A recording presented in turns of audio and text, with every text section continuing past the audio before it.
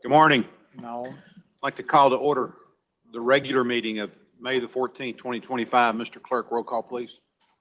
Mr. Baker? Here. Mr. Beck? Mr. Chauncey? Here. Commissioner Graham? Here. Mr. Helton? Dr. Highlander? Here. Dr. Mackey? Commissioner Sharp? Commissioner Shipley? Commissioner Smith? Mr. Chairman Eversole. Here. Invocation and pledge to be conducted by Commissioner Shipley, so if all would please rise.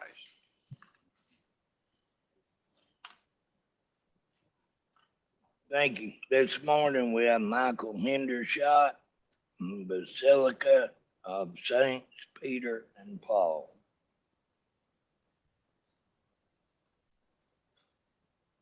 We'll begin with the words that our new Holy Father, who is an American, Pope Leo XIV, began his pontificate with last Thursday when he was elected Pope. In the name of the Father, and of the Son, and of the Holy Spirit, amen. The angel Gabriel said these words to Mary: Hail Mary, full of grace, the Lord is with thee. Blessed art thou among women, and blessed is the fruit of thy womb, Jesus.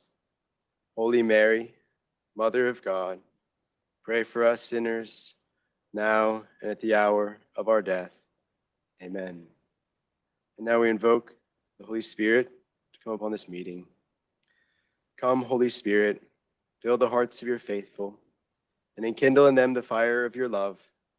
Send forth your Spirit, and they shall be created, and you shall renew the face of the earth. Let us pray. O God, who by the light of the Holy Spirit did instruct the hearts of the faithful, grant that by the same Holy Spirit we may be truly wise and ever rejoice in his consolations. Through Christ our Lord. Amen. In the name of the Father, and of the Son, and of the Holy Spirit. Amen. Place flag, proper salute. I pledge allegiance to the flag of the United States.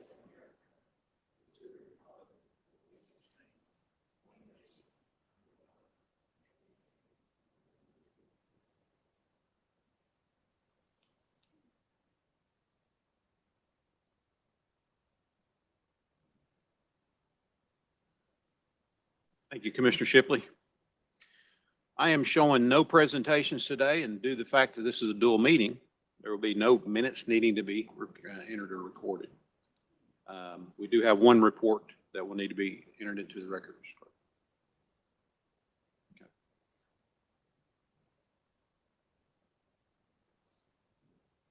Okay, there's no minutes needing to be entered. We do need to enter minutes because there's none showing. Okay. Minutes for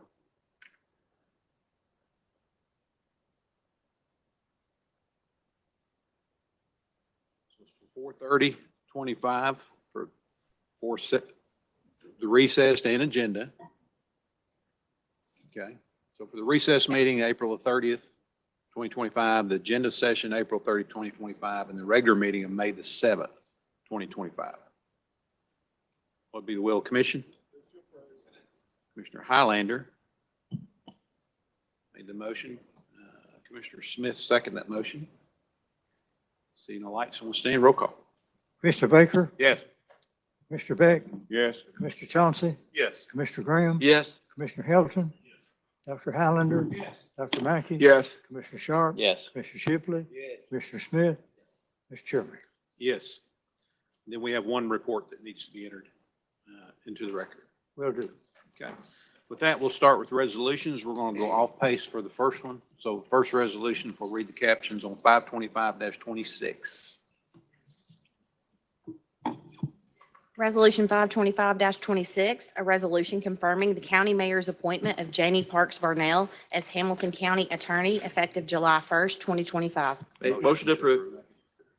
Commissioner Graham makes the motion. Commissioner Smith seconds that motion. See no lights.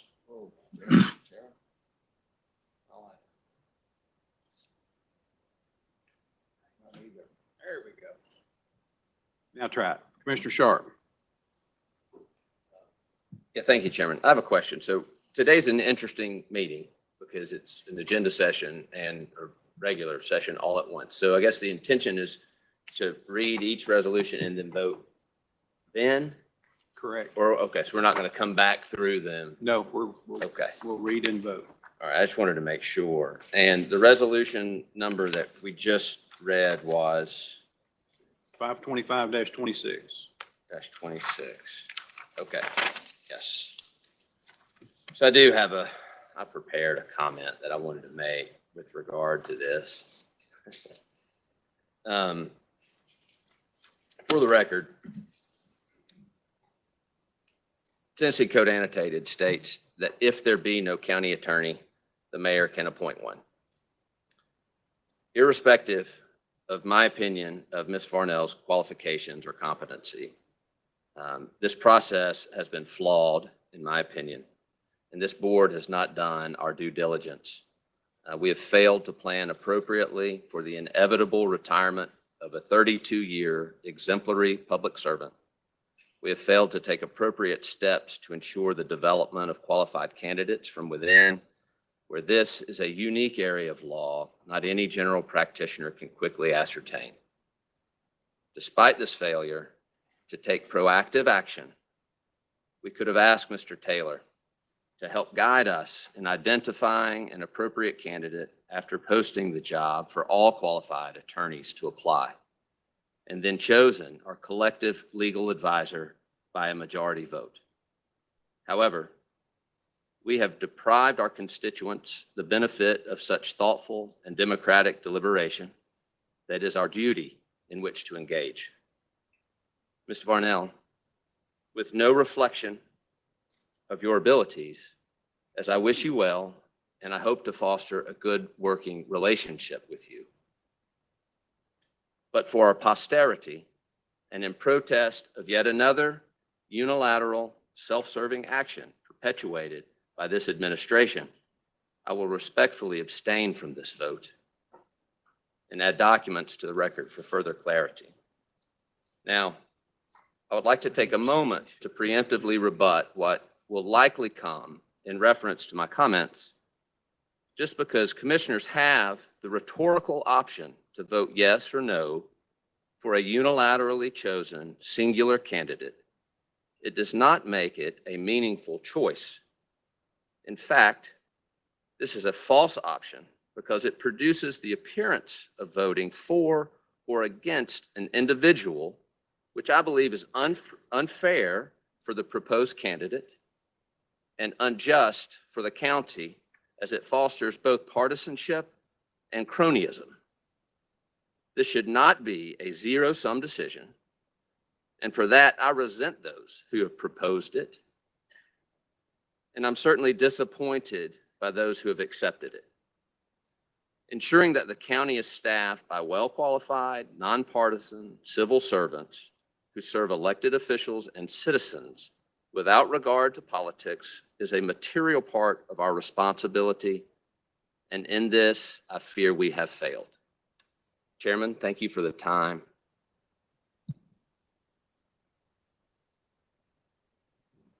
Mr. Shipley? Call for the vote. There is no more lights. So no more lights. I see no one standing for comment. With that, we'll do a roll call. Yes. Commissioner Beck, Yes. Commissioner Chauncey, Yes. Commissioner Graham, Yes. Commissioner Hilton, Dr. Highlander, Yes. Dr. Mackey, Yes. Commissioner Sharp, I abstain. Mr. Shipley, Yes. Mr. Smith. Yes. Mr. Chairman. Yes. 525-26 passes. Yes.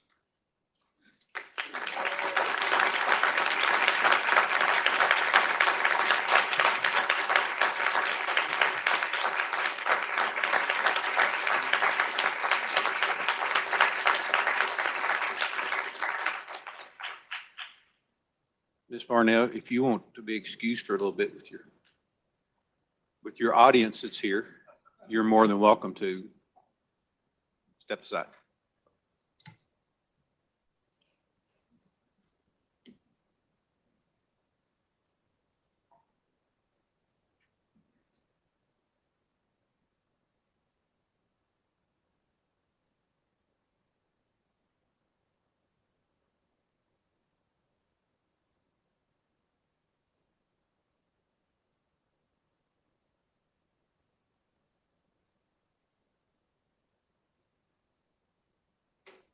Okay, Madam Clerk, we will go back to the beginning and we'll read into the record captions of 525-19. Mr. Chairman, before you do that, may I have a copy of his statement for the record? You can. I think he was reading it. Thank you, sir.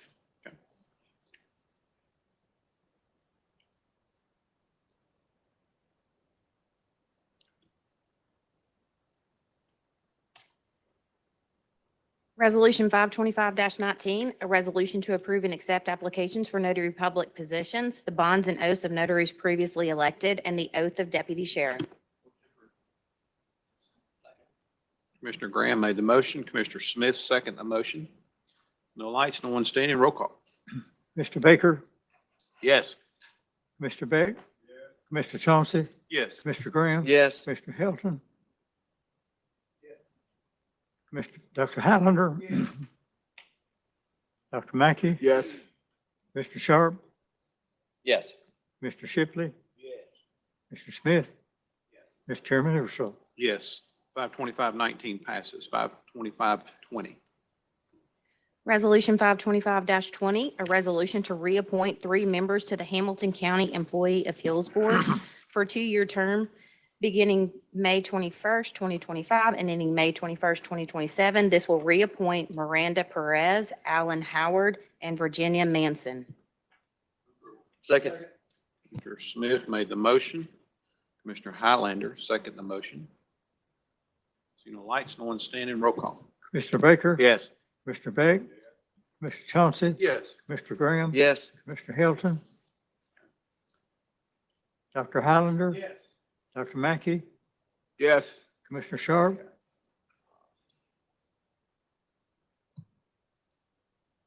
I abstain. Mr. Shipley, Yes. Mr. Smith, Yes. Mr. Chairman. Yes. 525-20 passes. 525-21. Resolution 525-21, a resolution confirming the joint appointment by the county mayor and the mayor of the city of Chattanooga of Cole Webster to the Sports Authority of the County of Hamilton and the city of Chattanooga to fill the unexpired term of Randy Smith, with said term ending August 9th, 2026. Move for approval. Mr. Baker made the motion. Commissioner Smith seconded the motion. See no lights. Okay, Mayor. I just thought I'd make a quick clarification. Y'all probably know Cole. If you've watched television or read Chattanooga, and you're probably also familiar with Randy Smith. Randy did a great job, but he did not want to be reappointed, which left a vacancy. Cole Webster is a business owner in town. He's the owner of the Barn Nursery. He's also a planning commissioner who was county appointed by Mayor Coppinger. His term on the Planning Commission is up this month. We talked to him about how he could best serve the community based on his interests and time availability. And he has asked not to be reappointed to the Planning Commission, but has agreed to serve in this capacity. Okay. Okay, still no lights. Going once. Okay. No one standing. We'll roll call. Mr. Baker, Yes. Mr. Beck, Mr. Chauncey, Yes. Mr. Graham, Yes. Mr. Hilton, Dr. Highlander, Dr. Mackey, Yes. Commissioner Sharp, Yes. Mr. Shipley, Yes. Mr. Smith. Yes. Mr. Chairman. Yes, 525-21 passes. 525-22. Resolution 525-22, a resolution amending Resolution Number 225-5, which authorized the granting of 4 parcels of real property formerly belonging to Hamilton County government to a room in the inn by correcting the wrong map and parcel number affixed thereto. Second. Highlander made the motion. Commissioner Shipley, second that. Commissioner Hilton, you want to explain this? 52522. Room in the inn. Thank you, Chairman. This is just cleaning up, as Attorney Taylor said, last week, there was a couple of numbers that were off. Is that correct? On the parcel ID number? It's just a cleanup resolution. That's correct. Okay. All right. See no lights, no one standing. Roll call. Commissioner Baker, Yes. Commissioner Beck, Yes. Commissioner Chauncey, Yes. Commissioner Graham. Yes. Commissioner Hilton, Yes. Dr. Highlander. Yes. Dr. Mackey, Yes. Commissioner Sharp, Yes. Commissioner Shipley, Yes. Mr. Smith, Yes. Mr. Chairman. Yes, 52522 passes. 52523. Resolution 525-23, a resolution making an appropriation to Hickson High School in the amount of $2,000 from general fund travel discretionary monies as allotted to District 3. Motion approved. Second. Mr. Beck made the motion and Mr. Mackey, is that correct? Correct. Made the second.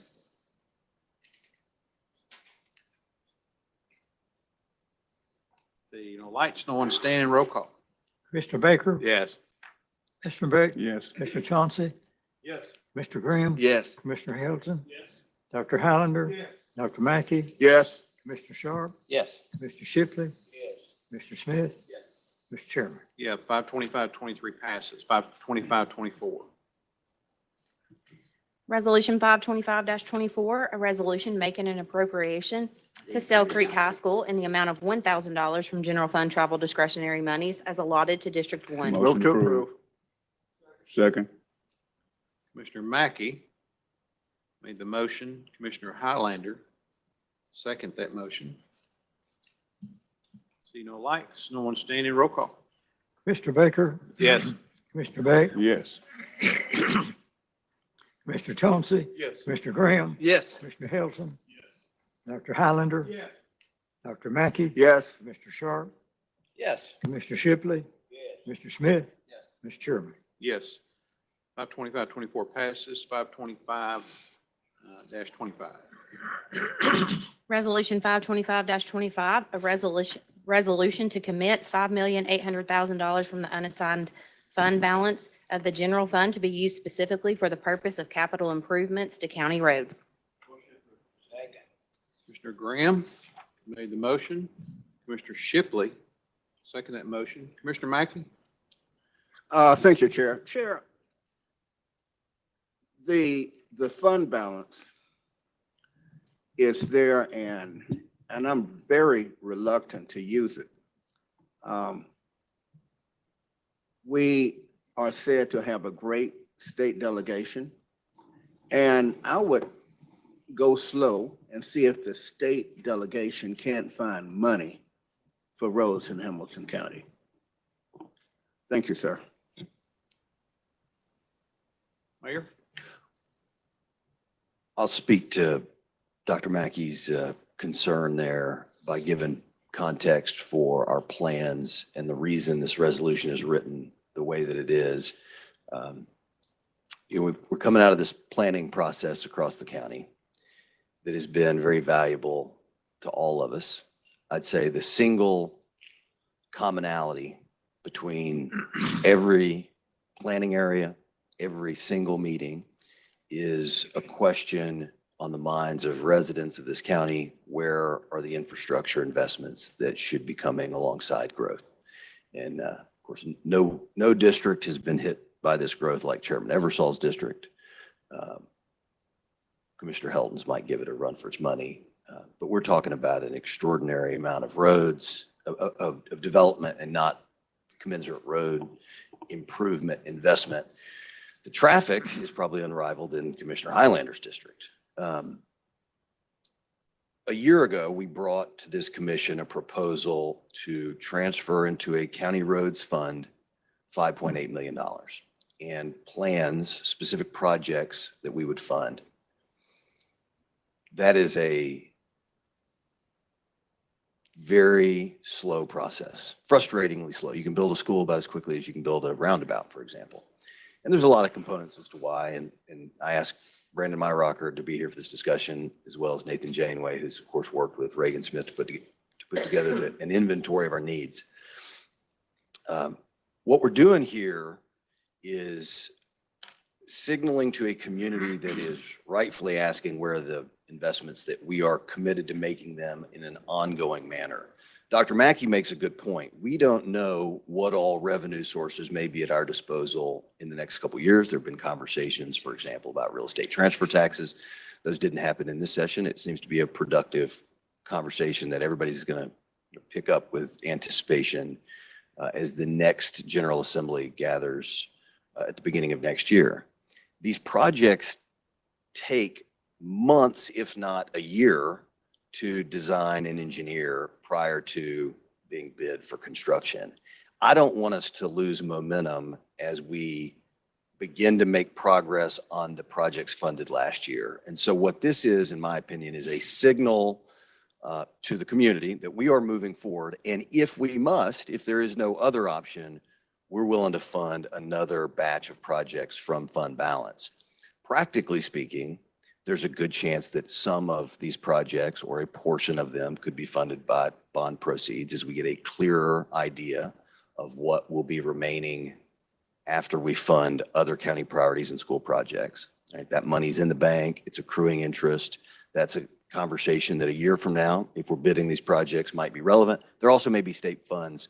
I think it's appropriate, and there's certainly adequate reserves of this county to fund some projects that are deferred, that should have happened.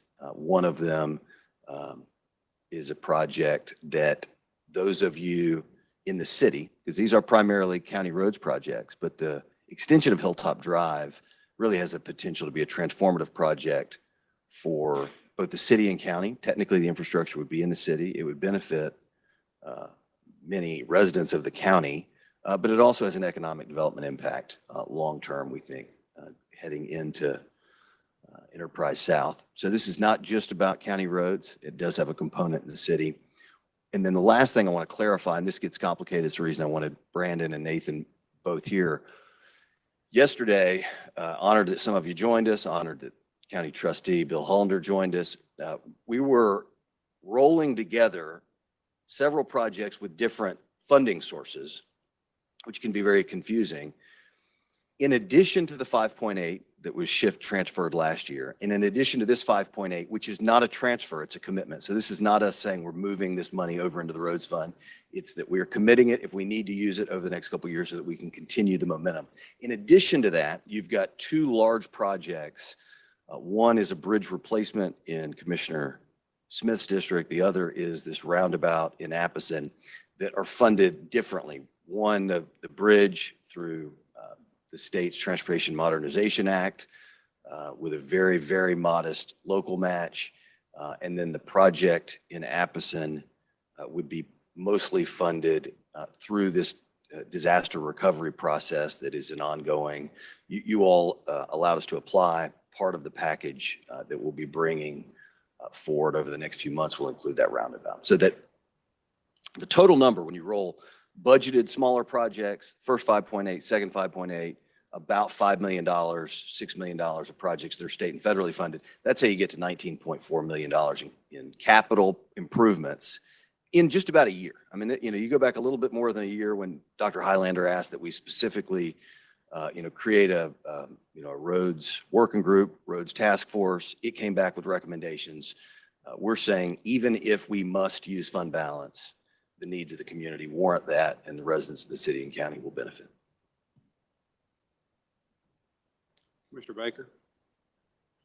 Yeah, thank you, Mayor. I appreciate, I'm of the adage, every little bit helps. When we met 6 weeks ago, the commission with RPA, WWTA, schools, home builders, I think, Todd was great to be there. I think our roads needs were about 150 million.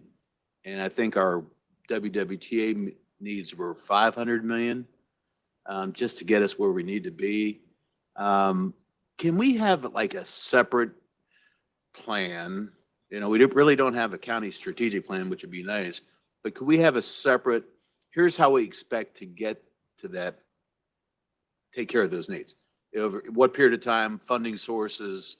You know, again, I hear you, it takes forever, but we got to get going. You know, I think Mr. Hollander will tell you back in Commissioner 101, you were told that development would happen and everything else would follow. It really doesn't seem to be the case. So I think it's up to us to create the plan, if we could do that with the timeline and the funding sources so that we all feel more comfortable about that. Does that sound good? I think it'd be a very helpful exercise. I think a lot of the work that Brandon Myrocker's done, in addition to work through the planning process that Nathan Janeway's done, those could be coupled together along with feedback from those of you who represent the parts of the county with the greatest needs. We should do that. Where the funding comes from is part of the question. The other part of the question is, where does the manpower come from to oversee these projects? So I'd also share with you that the reason for the specific number here and the specific projects, which will all come back to this body for approval, right? This is us just coming to build consensus, to be transparent with the public about what we intend to do. Numbers may come in low or high, but the projects have to be managed internally. Todd Lehman's done a great job of rearranging resources within engineering so that we can manage. The county's not managed capital roads projects like this in the past. One every once in a while, but this is now a volume that's different. We feel like this maxes out at least the budgeted and expected manpower over the next year or two.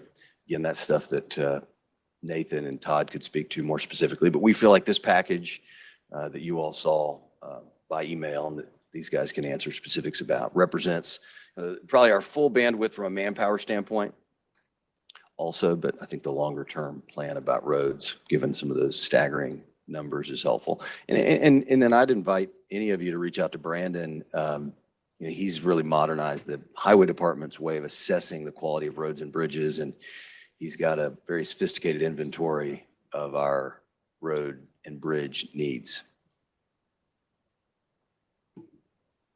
Commissioner Highlander? Thank you, Chairman. Commissioner Baker mentioned pretty much what I was going to say, but I would like to say also that I'd like to commend Dr. Mackey, and I agree that we need to search out those state funds. We're getting started. And Commissioner Baker mentioned $150 million just for the roads alone, plus the infrastructure on the sewers and whatever. Thank you, Mayor, for trying to get started.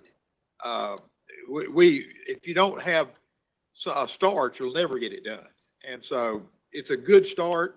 I know in my district, one of the project's plans for Hilltop, that will positively affect Commissioner Eversol's district, my district, also Councilwoman Byrd's district, because it goes right through her district. But more than that, all those people are trying to get on the interstate and go to the city of Chattanooga to work. So, I mean, it enhances both the county and the city. And I know a couple of things that are happening in Commissioner Shipley's district. They're also the same thing. It funnels people from the county into the city for work. So I believe we're helping both the city and the county when we do this. And I appreciate the fact that we're getting started. Well, I mean, the credit goes to those of you up at the dais on this to a large degree, because you've helped us understand what the needs are in your parts of the county. And I would say in almost every conversation for 2 years that Chairman Eversole and I've had, there's been talk about priorities and how roads have to fit into those priorities. One of the things we pointed out yesterday, we don't ever want to look past this, is the county's done an exceptional job of maintaining its infrastructure. There's always room for improvement, but this has actually, I think, been a staple of county public works for a long time that Brandon Myrocker has taken to another level. We announced yesterday, just in 3 years, 188 lane miles paved. It's a lot of maintenance work, right? And we don't probably give credit where it's due, but whether it's Commissioner Baker is the first person who brought to my attention issues, safety issues, and other issues with the road that runs back to the middle high school in his district. That's addressed here. Obviously, Commissioner Shipley has worked on some of these issues. I mean, part of what I think is exciting here is Trustee Hollander shared with us yesterday that this project in Appleton is something that he's talked to county leaders about for a long time. Intersection improvement that's proposed for Shipley's district is something he says, going back to his career in municipal government, was something he was advocating for. So I think we're on the right path here, because these are projects that people who know a whole lot more than I do have been recommending for a long time. Chairman, if I may add, I concur totally. Brendan Myrocker is doing a wonderful job, and we need to really be thankful and appreciative that we have him.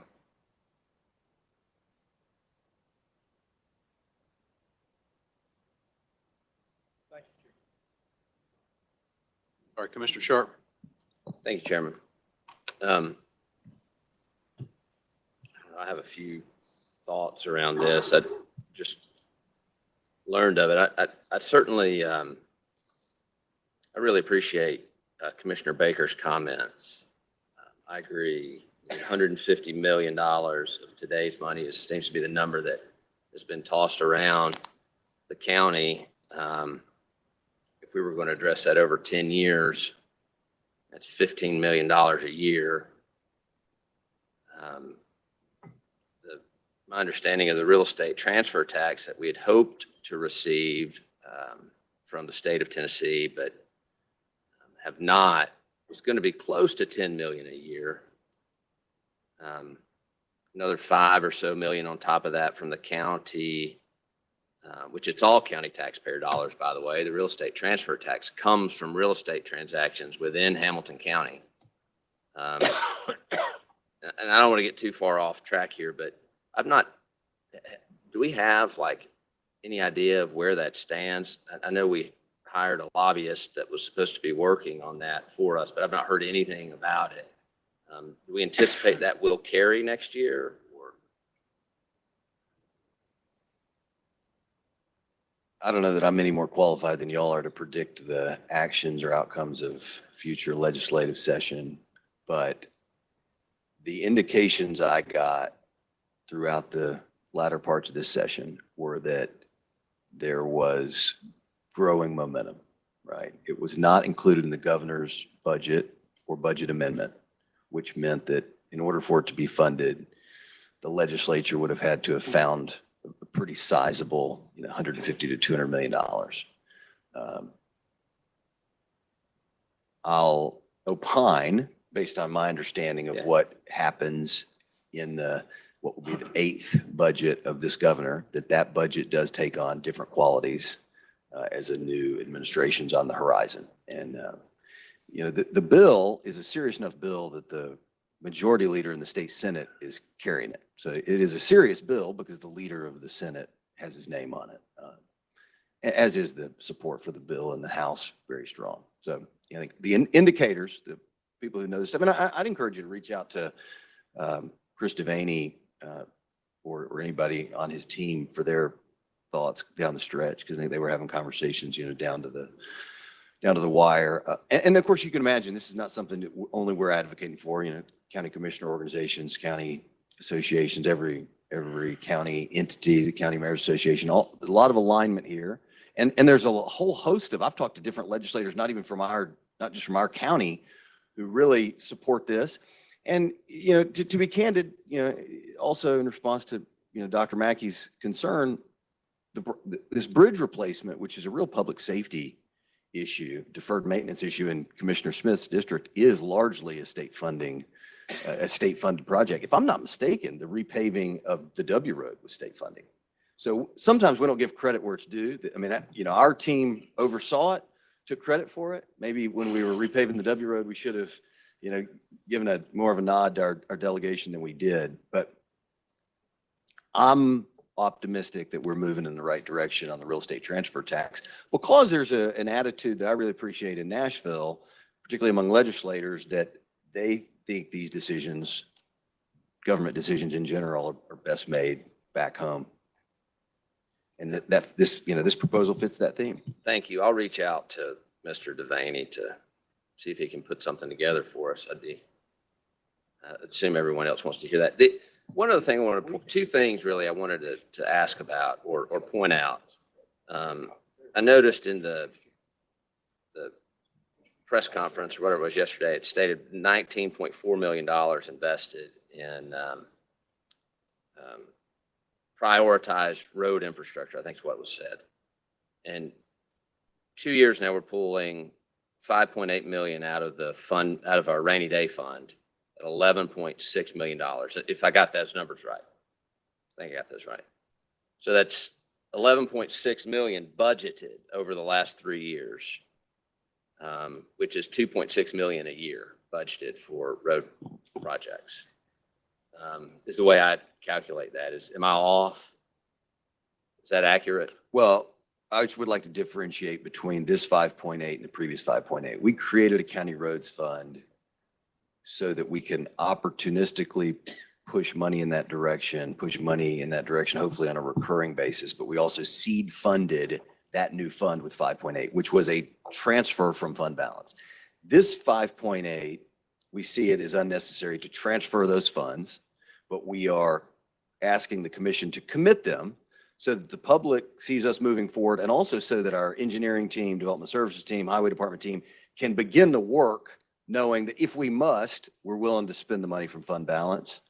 Again, we're all optimistic that there will be other, if I had to guess, I would say in the future, when we actually go to move $5.8 million of projects, some of it may be bond funded, some of it may be state funded, some of it may be funded from fund balance. But I do want to differentiate that the number is the same. Certainly, Lee Browner can clarify our intent here, but there's not actually a transfer from fund balance taking place here. So we don't know if we'll actually spend these $5.8 million on road projects? We're saying we're going to spend 5.8 million more on road projects, and we've listed what those projects are. We are willing, if necessary, to use fund balance, but it takes so long to get these projects together that if we're waiting around to know exactly what the funding source is, then we're going to slow the projects down. If we're willing, no matter the revenue sources available, if we're willing to use fund balance, then we can proceed now. And that's what we're recommending, because our fund balance is tens of millions of dollars in excess of best practices. Good problem to have, but also, government surpluses mean on some level that, the services weren't delivered. We talk about deferred road maintenance. There are tax dollars that were beyond the services we rendered. They fell into fund balance. Fund balance is tens of millions of dollars higher than it needs to be. We want to be very cautious and conservative in allocating fund balance. This is only the third major initiative that we've even brought to this commission, at least my team, related to fund balance. First was roads. I suppose first was the acquisition of Golden Gateway. Second was roads. Third is roads. And we'll continue to be disciplined. But this one is not technically a transfer. So they're not budgeted dollars, as you referenced. Is this something we've ever done? Like, where would the money go? Would it just stay in our rainy day fund until we're ready to use it? Yes, that's correct. And then it will come back to you to approve spending those funds. So I don't have any problem with the projects, but this seems kind of, unusual to me that we would allocate the funding for projects before we're ready to do the projects. Why did we decide to do it this way instead of just bring the projects and we'll fund the projects? And there's a lot of time and money necessary to initiate the projects, design the projects. There's county manpower time.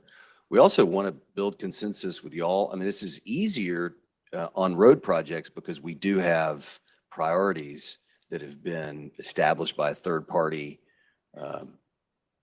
in the form of consultants that we've brought in, right? Reagan Smith has done. Is all that budgeted?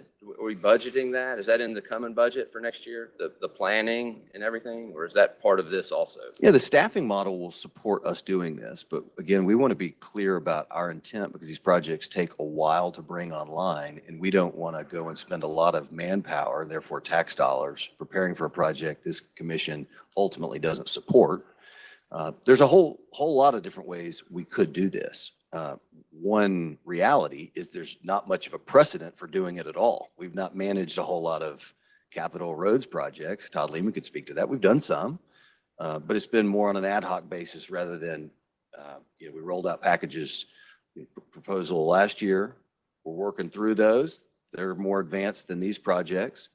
If y'all disagree with some of these projects, now would be the time to deliberate on those. But rather than us cooking it up behind the scenes and then bringing it to y'all, this is more to say, again, whole lot of conversations ongoing about how we pay for things. There's a lot of ways to pay for things. At the end of the day, we've got the funds, and I would say a responsibility to deploy those funds. And a priority, in our opinion, are some of these major county thoroughfares that have safety or traffic issues. I don't disagree. I just think it's kind of awkward to do it this way. I don't know that we've ever, and Todd could step in if it's wrong, if I'm wrong, I guess, or whatever, but to fund a project tentatively seems odd to me. I'm happy. I don't have any problem with any of these projects. I think they're all fine projects. I'm just not sure why we wouldn't fund them when we're ready to execute them. That's my thoughts on the matter. I don't want to buck the whole system here, but have no problem with any of the projects. It just seems awkward to me, particularly when I learned about them yesterday and then we vote on them today. It just seems kind of awkward. Not very well planned out. Thank you. Well, Thanks, just to Chairman. correct the record, you didn't hear about him yesterday. Yesterday, I'm sorry, yesterday, Monday afternoon. Thank you. Mr. Graham?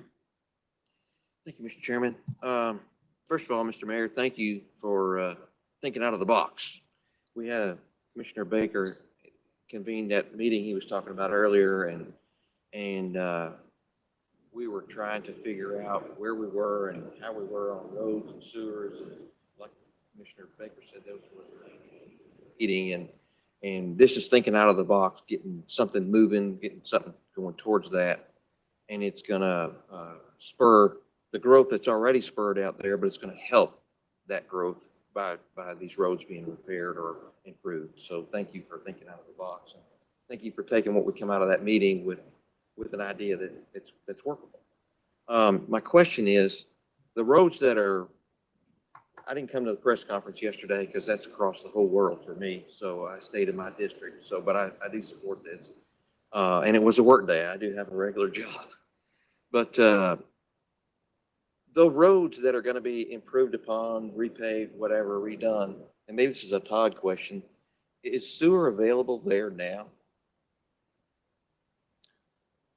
The couple of areas that I think the mayor mentioned, I mean, there's also some other areas that don't have sewer, but London Lane, East Brainerd, the one in Hickson, those are all sewered areas. But more so than that, I guess, Commissioner, these are areas that have been identified that actually needed improvement. The majority of that, or a lot of that, at least with the intersection improvements, is because of additional development in that area. So it's not necessarily tied to sewers. It's more tied to just capacity and issues relative to some of those intersections. Well, I'm going to throw another out-of-the-box question. Thinking out of the box question, and Todd, I guess it's really for you or maybe the mayor, but those roads that do or don't have sewer, those roads that do or don't have sewer, they're going to get these major improvements. And then eventually, hopefully, as it came out of that meeting, sewer is our next biggest issue. We're going to start hopefully laying some sewer lines to tie in these neighborhoods to the sewer system. Since we're improving these roads, you know, you see a brand new road and then 6 months later, somebody comes in and cuts it all up to put their infrastructure in. So what I'm hoping is that the thought process going forward is even if the sewer's not available, we could lay the pipe in the ground, cap it off, and have it identified and ready to go. So when the sewer does get there, we can tie to that sewer line. I mean, I know it's an added expense to that road, but it looks like to me it would be planning far ahead to lay the pipe as we go. Well, let me add two things to that. We do coordinate most all of our work in unincorporated county with the utility companies, including the WWTA. We've also had some conversations here over the last year or two about some repair requirements that we're now requiring them to do that may be a little bit more appropriate than before. So to your point, I would agree. We'll coordinate with those utilities in all of those situations where we're doing major improvements. I will tell you, and the people that go out there on East Brainerd Road, obviously, there's a large sewer capacity issue going on at East Brainerd Road. That road will be repaired, and it should be in and out of there before we start an intersection improvement at London Lane and East Brainerd Road. One other thing while I have, and to the point I think about funding and utilizing state funds, we've been advocating for a while, and I think one of the things that this commitment by this administration, at least in allocating and the commission allocating a certain set of funds, is we have a lot more opportunities for state and federal dollars. Obviously, we're competing with the other municipalities through our MPO, but we've got to have match available for those projects. And when you're talking about large capacity projects like a Hilltop Drive that may be $20 or $30 million, anytime you utilize state funds, you've got to have about a 20% match. And so what this money has done for us is, to the mayor's point, also allowed us to move forward with some of these localized projects that we need to be moving forward on. But it also allows us to then have money available for matches that we can then utilize federal funds and go after federal funds. So a pot of money that allows that has been helpful. To the mayor's point, the state has been very, very good with state aid and bridge grant, which he'd mentioned the highway department utilizes. That's a 98.2, which is a huge commitment from the state. We can do that 2% in our operating budget. We can't fund a match for a $20 or $30 million capacity adding road in our operating budget. We need additional funds for those matches, and that's some of what this does. So thank you. Well, I just want to throw that out there that we, it's like when you build a house and you're planning on building later, you lay all the footings and the infrastructure in place, and then you finish it out later. I was just hoping that we could lay that sewer pipe and be prepared for the future growth and the future investment that hopefully we're going to make in the sewer system. My other question, then I'll get off my soapbox, Mr. Chairman, is, a statement. Brandon, thank you for what you do. You do an amazing job, and you don't get enough credit for it. When I go out and I talk to constituents in my district, which Todd helped me just not long ago in the unincorporated area of my district, the first question was from the developer, well, you have to wait in line to get your roads fixed. You don't have to wait in line. You do an amazing job. And I applaud you and your department for the way that you all maintain the county roads. You do a phenomenal job. With that said, Garden Road. I know part of it's the city, but part of it's the county, and that will jar your teeth. So Garden Road, and I get a lot of calls about Garden Road. Goes into the nature center, as you know. So, but anyway, thank you. Thank you, Mr. Chairman. Commissioner Shipley. Yeah, I'd like to speak to this. I think the first time I ever met Todd Lemons 8 years ago with Mayor Coppinger at the intersection of Thrasher and Gann Road. I had no clue till day before yesterday that project had made it to the top of the billboard. I talked to Todd as soon as I got here because that's an intersection there that is violent. It's not fender benders. It's usually death or somebody's injured. I stood there yesterday and listened to Mr. Hollander speak about the intersection there at London Lane and the road there we were at. And as he spoke and talked about the people had been injured and died, it was all just reality what we've been through there at St. Daisy for years with that intersection. I was never so happy to find out that that intersection would be fixed because families have been devastated, and normally it's an older couple or it's a young person beginning to drive. And I am thankful that we're starting some kind of road projects here in Hampton County that are much needed and that the mayor is looking at them. I'm thankful I got that intersection. If I never get anything else while I'm here on the road, that one is important to the people in my district. Thank you, Mayor. Commissioner Hilton. Thank you, Chair. One kind of housekeeping item as to real estate transfer tax. We're all going to the County Commissioners Association meeting, post-legislative thing next week. That's why we're not going to be here. We can talk to Charlie Curtis and some of our other resources and really find out where that stands. It's kind of the purpose of why we're going.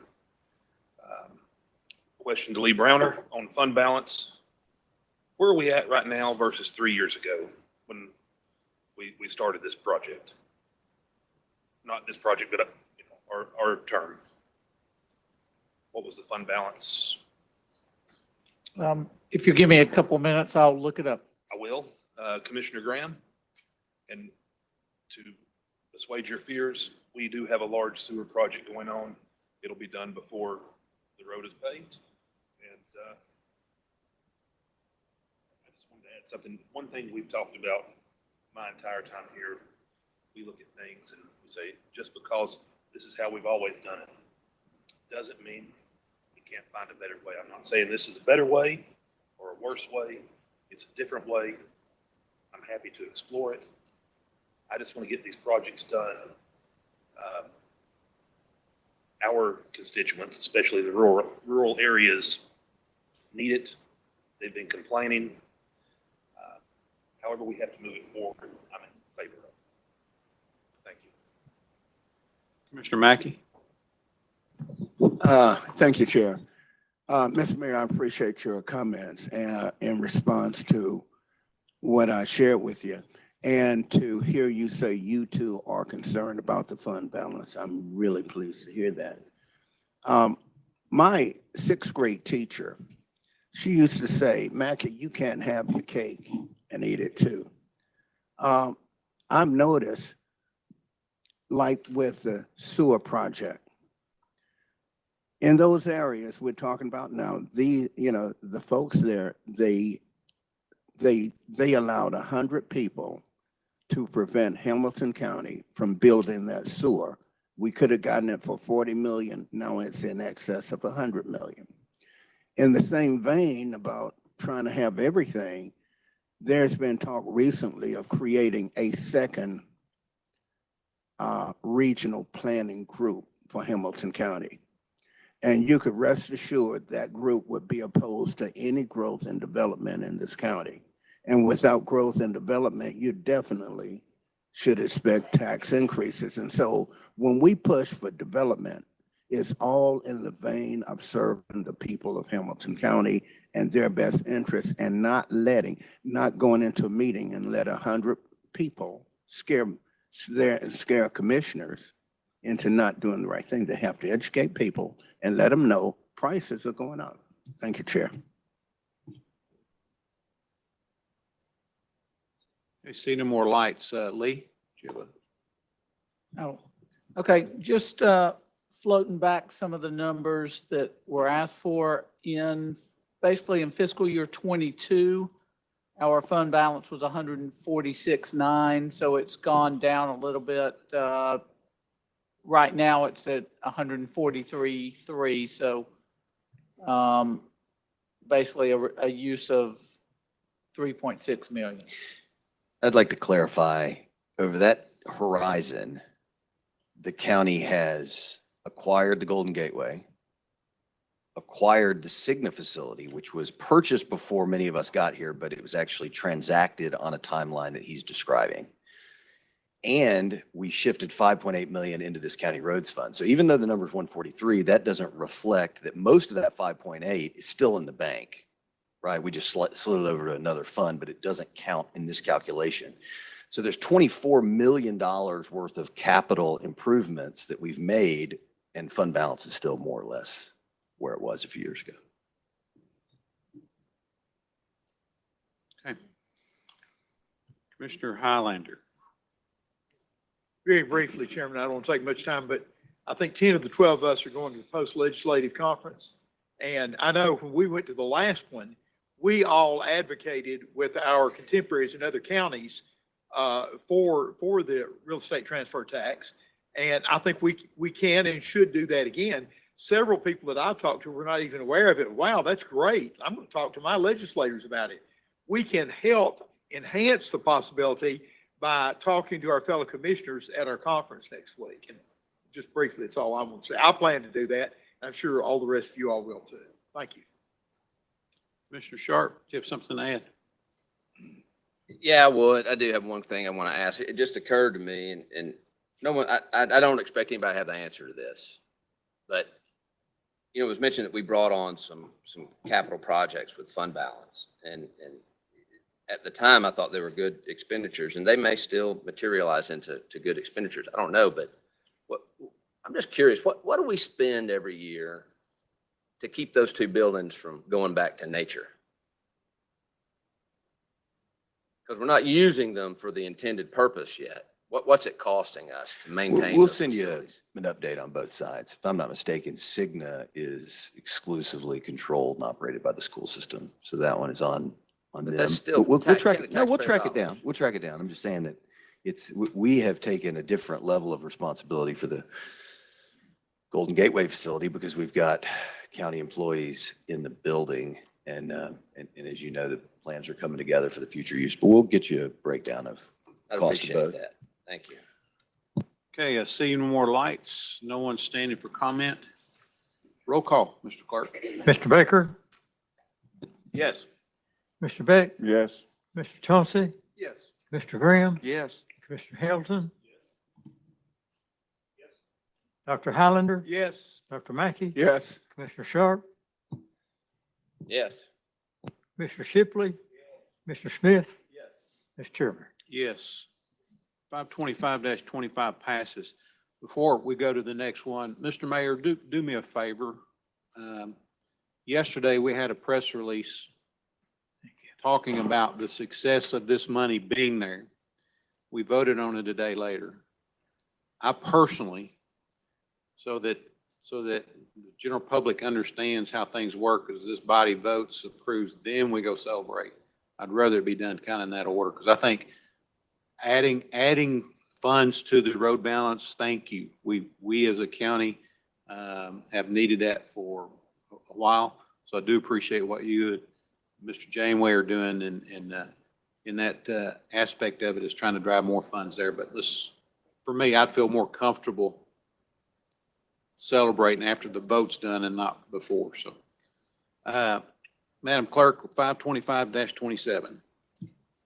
Resolution 525-27, a resolution authorizing the county mayor to sign a continuation contract between the Tennessee Department of Health and Hamilton County Health Department for fiscal year April 1st, 2025 through March 31st, 2026, and an amount not to exceed $150,800 to provide medical case management to people infected with HIV/AIDS in accordance with the Department of Health's Ryan White Part B Medical Case Management Program. Move to approve. Commissioner Highlander made the motion. Commissioner Beck seconded that motion. See no lights, no one saying. Roll call. Mr. Baker, Yes. Mr. Beck, Yes. Mr. Chauncey, Yes. Mr. Graham, Yes. Mr. Hamilton. Dr. Highlander. Yes. Dr. Mackey. Mr. Sharp. Yes. Mr. Shipley. Mr. Smith. Mr. Chairman. Yes, 525-27 passes. If we will bundle 525, 28, and 29, please.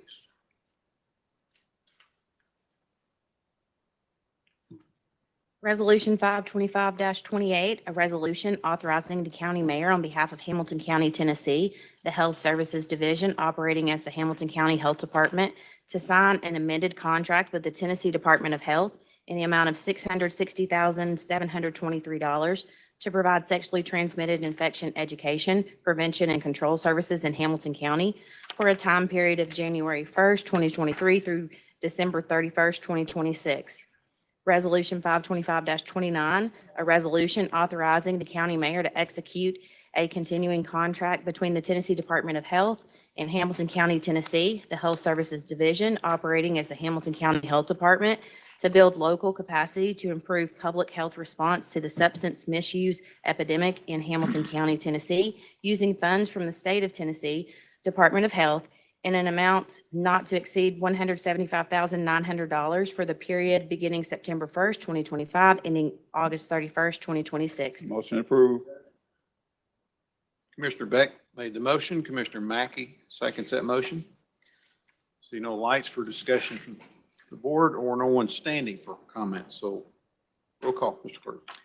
Commissioner Baker, Yes. Commissioner Beck, Yes. Commissioner Chauncey, Yes. Commissioner Graham, Yes. Commissioner Hilton, Dr. Highlander. Yes. Dr. Mackey. Yes. Commissioner Sharp, Yes. Commissioner Shipley, Mr. Smith, Yes.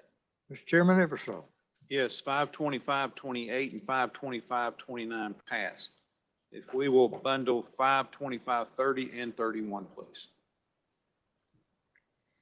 Resolution 525-30, a resolution to approve the expenditure of funds in the amount of $35,000 to Hamilton County Schools to assist with the new lighting project for the new tennis courts at Shackleford Bridge Park.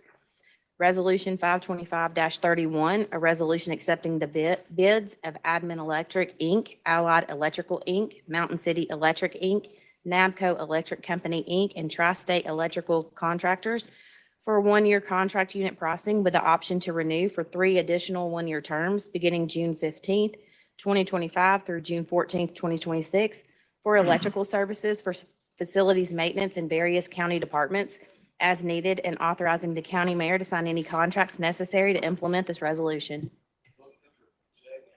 Commissioner Graham makes the motion. Commissioner Shipley seconds the motion. See no lights from the board for comment and no one from the general public standing for comment. That will do roll call. Commissioner Baker, Yes. Commissioner Beck, Yes. Commissioner Chauncey, Commissioner Graham, Yes. Commissioner Hilton, Dr. Highlander, Yes. Dr. Mackey, Yes. Commissioner Sharp, Yes. Commissioner Shipley, Mr. Smith, Mr. Chairman.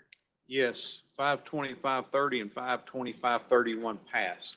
Without objection, let's bundle 525-32, 33, and 34, please.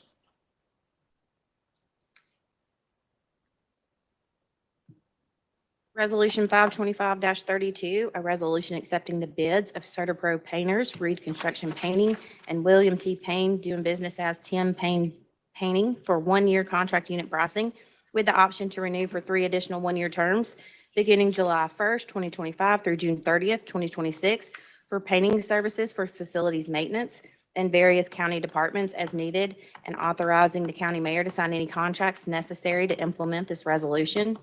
Resolution 525-33, a resolution accepting the bids of Lee Company and Mountain City Service for one-year contract unit pricing with the option to renew for 3 additional one-year terms beginning June 15th, 2025 through June 14th, 2026 for plumbing services for facilities maintenance and various county departments as needed, and authorizing the county mayor to sign any contracts necessary to implement this resolution. Resolution 525-34, a resolution approving the purchase of 1 Bobcat compact track loader from Bobcat of Chattanooga from the Sourcewell Purchasing Cooperative, amounting to $69,532.81 for the Parks and Recreation Department, and authorizing the county mayor to sign any contracts necessary to implement this resolution. Commissioner Smith made the motion. Commissioner Baker seconds that motion. See no lights. The Bobcat, Todd, is that a replacement or new? Add-on. It's a replacement. It's Parks and Rec for replacement. Okay. All right. See no lights from the board for comment. No one standing. Roll call. Commissioner Baker, Yes. Commissioner Beck, Yes. Mr. Chauncey, Yes. Mr. Graham. Yes. Mr. Hilton. Dr. Highlander. Yes. Dr. Mackey. Yes. Mr. Sharp. Yes. Mr. Shipley. Yes. Mr. Smith. Mr. Chairman. Yes, 525-32, 525-33, 525-34, all pass. Mr. Chauncey, would you like to do the zoning? Sure, Chairman, thank you. Madam Clerk, could you please read 525-35 and also bundle 525-36, please? Resolution 525-35, a resolution granting a special permit for a restaurant for part of a property located at 320 West Hill Road. Resolution 525-36, a resolution granting a special permit for a travel trailer camp for part of a property located at 320 West Hill Road. Okay, we'll hear from staff first. Mr. Schultz. Sure. This is 2 pieces of property in Lookout Valley, 2 separate cases. The first one is a special permit for a restaurant in the C1 zone. It's already zoned commercially, which is C1. Restaurant is allowed in that zone by special permit from the county commission. See on the zoning map, it has C1 to the south. To the north, that's the city of Chattanooga. That's Black Creek. It's zoned RN 17.5. So there's a mixture of residential and commercial zones in this area. It's again proposed use of restaurants, roughly 4 acres in size. But you can see on the screen the little red circle. That's the existing house that's on the property. That's where the restaurant will be located, in an existing house. There's some history on this property. In 2023, the applicant actually applied to rezone from C1 to C2 for a restaurant. There was opposition at Planning Commission. Planning Commission actually was recommended to deny, but the applicant withdrew that request. It's currently a single-family dwelling. To the south is a campground, RV campground. To the north, a single-unit detached residential subdivision, which is Black Creek. To the east is single-unit residential, and to the west is single-unit residential. So there's a mixture of, it's primarily single-family. There is a commercial campground to the south. Here's a view of the side. You can see that's a driveway back to that house. That's where the restaurant will be. It's a flag lot. This is a view of the side where parking is occurring. This is north of the site, which is a Black Creek subdivision. This is south of the site, existing campground. This is east of the, again, single-family dwellings. This is west of the site, which is a campground. This property is in the Lookout Valley area plan, which is fairly old. It's 2003. Still a valid plan since it's adopted. We have no current plan to replace that, but we're currently working on Plan Chattanooga, which will replace this plan. The plan that was adopted by the city council and county commission at that time recommended low-density residential for this area, which is primarily single-family detached dwellings. It doesn't mention commercial uses at this site. As I mentioned earlier, this property is already zoned C1. It's been zoned C1 since the 70s, so it was well prior to this plan coming into place. Here's a closer view of that land use plan. You can see the area in the red circle where it recommends low-density residential. Everything around that is recreation in the green or primarily single family. Here's a site plan that was submitted with a request. You can see it's a parking lot, an existing structure, and there's an existing pool on this property. The restaurant will be in this part of this house, and that's a flag lot going out to West Hills Drive. We did receive some comments from the building inspections department. A site plan would be required prior to permitting to make sure the house is in the C1 zoned area because there is some R2 nearby. The house is currently connected to an existing septic system that appeared to be built in 1958. The house was anyway. So there's no record of existing septic system permit on site. There is sewers nearby, but WWTA has confirmed a sewer connection is not possible, so it has to rely on septic systems. So the owner would need approval from groundwater protection and environmental health for a restaurant at this location, which hasn't been done. We also need groundwater approval for the Travel Trailer Camp, which is the next case. As I mentioned earlier, there's an existing pool on the site. It's a private pool. If they want to turn that into a public pool for the campground, that will have to be inspected by the health department and brought up to codes. The final comment by the building inspection department is that this is a flag lot that joins West Hills Drive. It's not very wide. It appears to be 43 feet in width. Building inspection would require some approval from the county fire marshal on the road width for emergency vehicle access to this site for a restaurant or a campground. Staff reviewed that and took all those comments into review when we reviewed this.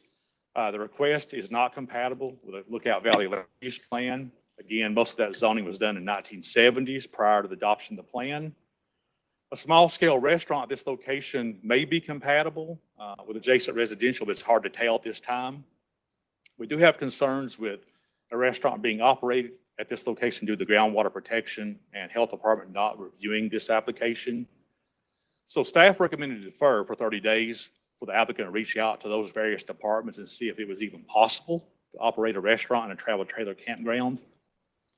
At the Planning Commission, there was opposition present. A lot of the opposition's concerns focused on security, traffic, noise, lighting, the view shed changing, and changing of the character of the area because it's primarily residential. The Planning Commission agreed.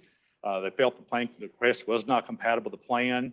was not compatible with adjacent land uses and development reform, and seeing to this body a recommendation unanimous to deny this special permit. Next case, in the sake of time, it's the same site, same location. I'll skip through all the pictures. Except this request is for a travel trailer campground. Same concerns from the Building Inspections Department.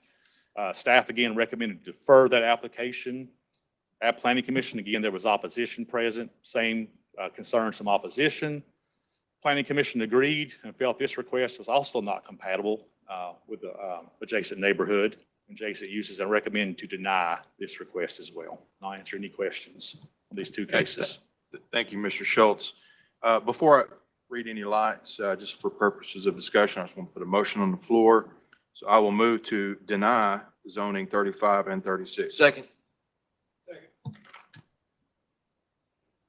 Commissioner Chauncey made a motion to deny, and it's second by Commissioner Graham.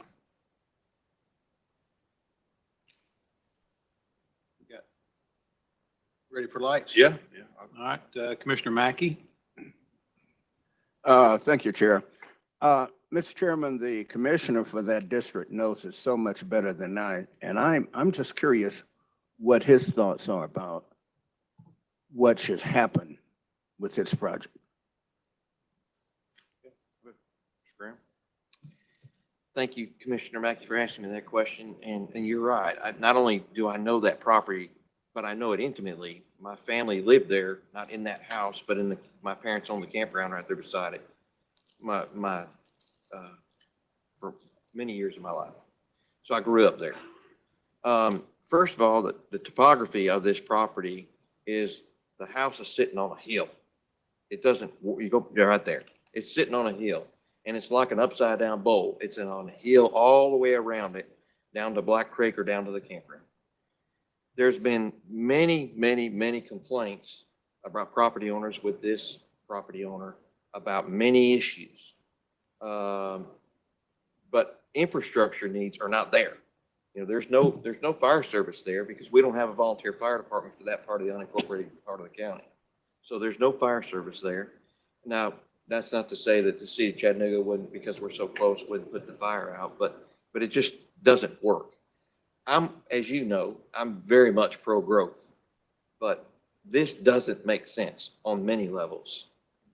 Plus, the property owner doesn't make sense with his different schemes that he's brought before the body over the years to try to do something with this property. So, and I don't even know if there was a lawsuit about water. He's got these big tanks on there. There was no water available on the site as well. So I don't even know if that's been worked out. But I highly recommend that my fellow commissioners deny this and stop this atrocity from happening. Thank you. Commissioner Beck. Yes, Mr. Chairman. Yeah. Chairman, yes, I agree with my colleague, but I think for the record, for people looking on, denial is never to let them have it, or is that, can they come back some other day? Yeah, sorry. Can we go ahead and explain that once again for the public, denial and deferral? Sure. If this body denies the zoning case or special permits, he cannot come back for a year to apply for any other zoning case or special permit on this property. After a year from today, he can come back and apply. Same piece of property. Not under the same circumstances, though. Has to be some changes, right? He could come back for a year regardless. Either way, they have to change something. Otherwise, we'd keep on denying it, He right? couldn't come back at all, regardless what the request is. Okay, thank you. Go the lights. So typically, this is a voting session, but I do want to hear from the applicant. Sir, if you would like to Yeah, I'm just gonna go give us ahead your and name and withdraw. address for the record, you'll have. Yeah, my name is Varindra Musafir. And I live at 320 West Hills Drive. I'm just gonna withdraw it because I'm not gonna, I'll just have to work with something out. Okay, so you're requesting to withdraw this case Yeah, today? I'll withdraw because I need to figure out how to, like I said, I'm still working with the groundwater. and the fire department, and I just wanted to get together with Brian and his team to find out what we can Okay. do with the property. Okay, so my question is for the attorney. Got an applicant here who's wanting to withdraw this during a dual session. Is this something that we still need to vote on? Or is it a motion on the floor in a second? So There's a motion on the, ma'am, there's a motion on the floor. If there's no objection, you can allow, applicants have been allowed to withdraw their requests before the commission votes. There is a motion on the floor, but it's up to the chairman, and the commission, without objection, could allow him to withdraw it so that he can work further with staff and planning to see if there's something else. It can be done. It's the will of the body. I think we have some objections. To withdraw? Okay. Commissioner Hollander?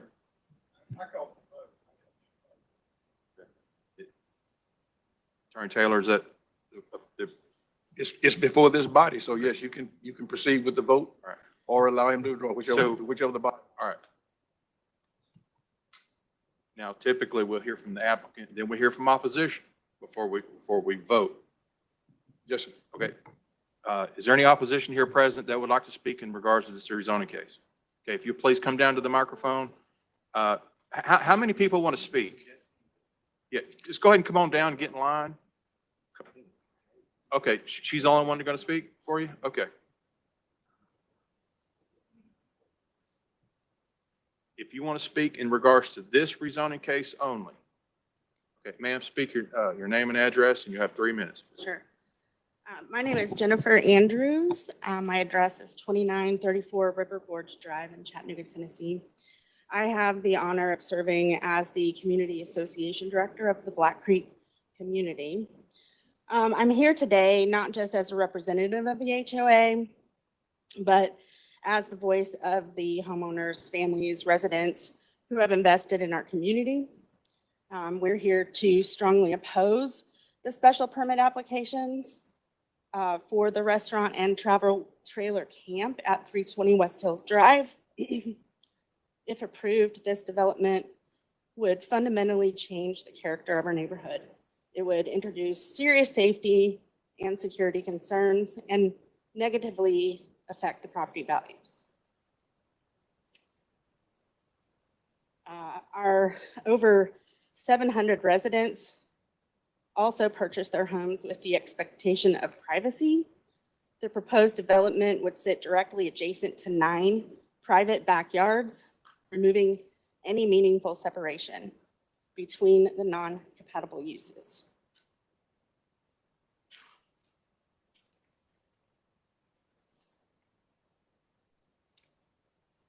This also brings concerns about increased noise, lighting, and activity that naturally come with a restaurant and trailer camp.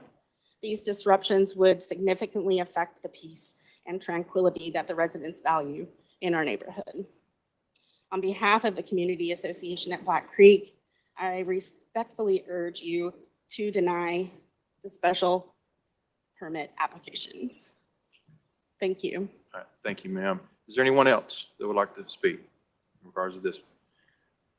Okay, there's no other opposition. Would the applicant get an opportunity for a 2-minute rebuttal? Would you like to say some final words before we vote?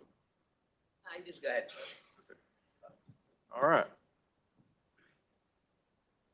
I see no other lights on, no other discussion. Go ahead and take a roll call vote. Mr. Clerk? The vote on the table is to deny. Okay. Commissioner Chauncey, and it's second by Commissioner Graham. Mr. Baker? Yes. Mr. Beck? Yes. Commissioner Chauncey? Yes. Mr. Graham? Yes. Mr. Hilton? Dr. Highlander? Yes. Dr. Mackey? Yes. Commissioner Sharp? Yes. Mr. Shipley? Commissioner Smith? Commissioner Eversole? Yes, so 525-35 and 525-36 are denied.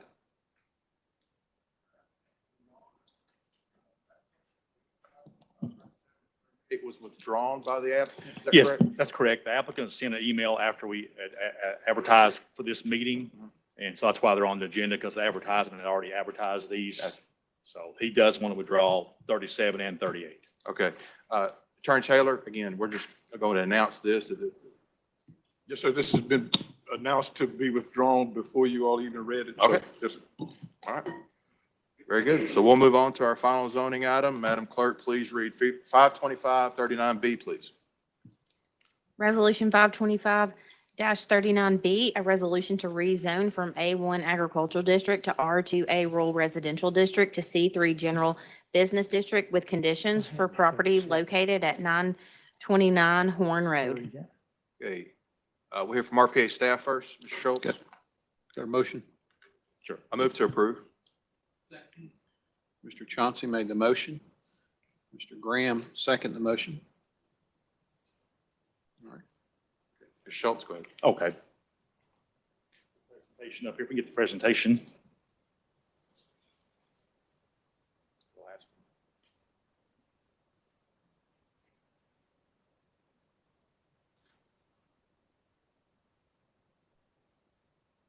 Skip through it, all these.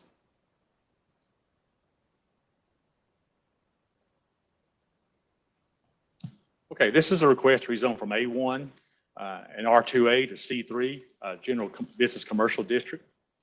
Proposed warehousing is roughly 1.15 acres in size. You see to the south of this property, it was zoned C3 in 2017. There is no zoning history for this particular piece of property. However, there's precedent area for C2 and C3 in this general vicinity. It's currently a vacant piece of property. To the north is single-unit residential and multi-unit residential. To the south is warehousing and single-unit residential. Here's a view of the site. This is north of the site. This is southeast of the site, which is single, it was many warehouses. This is east of the site, Dollar General. This is just a site plan or a rendering of the site the applicant submitted. Can't really see much on that, but that's the plan that was submitted. Staff looked at this. The request with conditions is compatible with adopted comprehensive plan. It is compatible with adjacent land uses and development form of the area. Staff does recommend conditions. So staff recommend to approve with 2 conditions. Those conditions are single-family dwellings, double-wide manufactured homes, farming, stables, churches, or similar places of worship, offices, storage garages, and many warehouses uses only. That's the only uses that would be allowed if approved with this body. And a maximum building height of 2 stories or 30 feet in height. There was no opposition at Planning Commission. Planning Commission felt this request was compatible with adjacent land uses and the comp plan and recommended approve with the same 2 conditions I just read. So this comes to this body with approval with 2 conditions. Commissioner Highlander. Highlander. Just very, very quickly, I basically want to approve this, but I'd like to hear from the commissioner of the district. Does he have a comment on that? Mr. Chair, we're good. Thank you. Thank you, Commissioner Highlander. Yes, I'm good with the rezone. I have not heard from a single constituent in opposition to this case.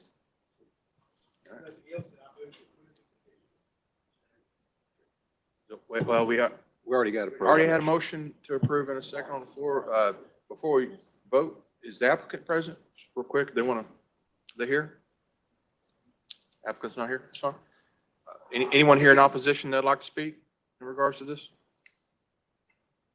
I see none. All right. No, we'll do a roll call vote. Mr. Clerk? Commissioner Baker? Yes. Commissioner Beck? Yes. Commissioner Chauncey? Yes. Commissioner Graham? Yes. Commissioner Hilton? Dr. Highlander? Yes. Dr. Mackey? Yes. Mr. Sharp? Yes. Mr. Shipley? Mr. Smith? Mr. Chairman, it resolved. Yes, 525-39B is in Baker passes.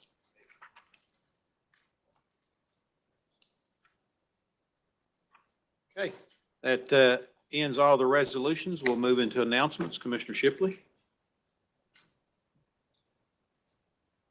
Sunny Daisy Girls, Sunkville Middle School will be playing in the state. I think it's our first time in school history that the girls made it to the state. So I want to congratulate them and hope they can go over there and win that. Thank you. Commissioner Baker. Yeah, I just want to, I wish Matt was still here. Is he gone? He's gone. Yeah, we're just about finished up with the tennis courts, which mostly paid through ARP funds, but also some private fundraising, but it wouldn't have happened without Matt, and I greatly appreciate that. And I appreciate Todd and Brandon for working on the road and Chief Roddy for getting, oh, and of course the mayor, sorry, I always do that. For getting the road going into Signal Mountain High School, which also goes back to our park, you know, the Shackelford Ridge Park, badly in need. I think it's worse than the one going into, whatchamacallit you were talking about. Yeah, no, it's, I've been on that one too. It's bad. But anyway, I just wanted to thank, you know, Todd, Chief, Brandon, and somebody to say thank you to Matt for me. You guys, you're very responsive and just know it's appreciated. So thank you. Mr. Smith? Thank you, Mr. Chair. I have no announcements for my district, but I'd like to let the commissioner in District 2 know that Signal Mountain lacrosse team is also going to state. I'd like to wish them congratulations and good luck there, sir. Well, thanks for the update. I appreciate that. You know, that's called the check and balance system. Commissioner Mackey? No announcements. Mr. Beck? Thank you, Mr. Chairman. I had my first graduation, attended first graduation last night for the Tyner High seniors. And I must say, Mr. Chairman, I was really delighted to hear that 100% of those young people have been accepted for military service or college entry. And so 100%. I think the money up there spent on that beautiful school is well spent. And I think I misspoke the last time on the ribbon cutting. It's going to be in August. I don't have any more details as to times and that kind of thing, but it's going to be in August, and you'll get a chance to see a most beautiful facility. I think the best looking one in the county. So thank you, Mr. Chairman. Okay, Commissioner Baker? Yeah, Commissioner Beck, you reminded me. So we have Signal Mountain graduations Friday night. I already told the superintendent this. It's going to be tight. I'm marrying someone. I'm doing the service, I should say, on Saturday. You already married. I'm not in Alabama. Sorry. Anyway, no offense.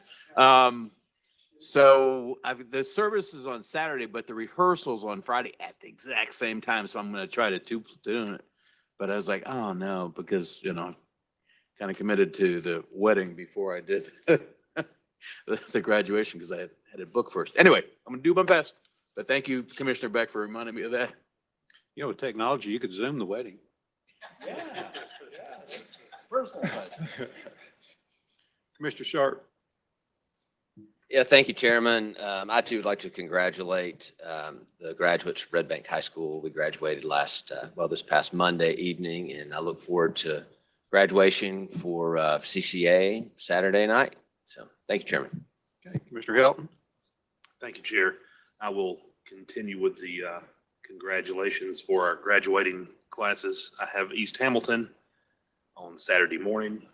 One of the graduates, my oldest daughter. Makes me cry. Yeah. But yeah, it makes me feel old and proud. So yeah.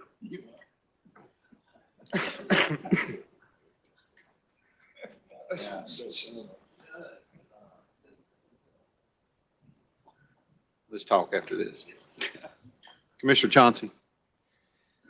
Yeah, I also want to congratulate the Eastridge graduating class of 2025. Eastridge High School had an opportunity to do that Monday night, so it was real exciting.